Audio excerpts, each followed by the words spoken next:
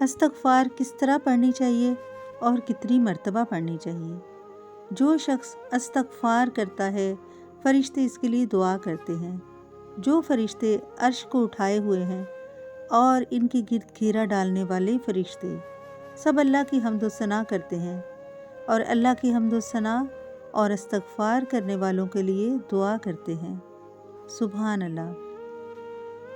عزیز بہن بھائیوں، یہ ہماری خوش قسمتی ہے کہ ہم مسلمان پیدا ہوئے ہیں، لیکن انسان چونکہ خطا کا پتلا ہے، وہ غلطیاں کرتا رہتا ہے، اور اگر وہ غلطیوں اور گناہوں کا عادی ہو جائے تو اس کے دل پر سیاہ رنگ کے نقطے بننا شروع ہو جاتے ہیں، جو کہ ہر گناہ کے ساتھ بڑھتے رہتے ہیں، یہاں تک کہ ایک دن اس کا پورا دل سیاہ ہو جاتا ہے۔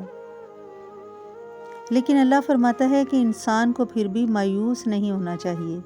اس بات پر یقین رکھنا چاہیے کہ اللہ کی رحمت بہت وسیع ہے اور اس کے دروازے ہمیشہ کھلے رہتے ہیں۔ توبہ استغفار کرنی چاہیے۔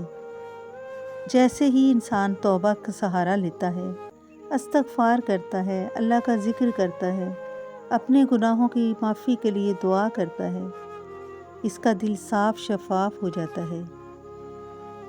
استغفار کتنی مرتبہ پڑھنی چاہیے؟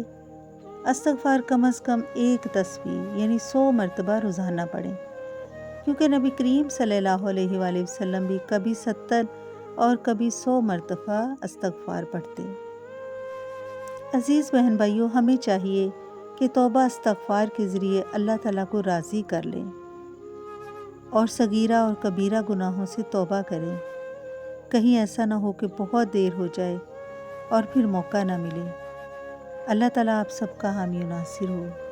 آمین یا رب العالمین۔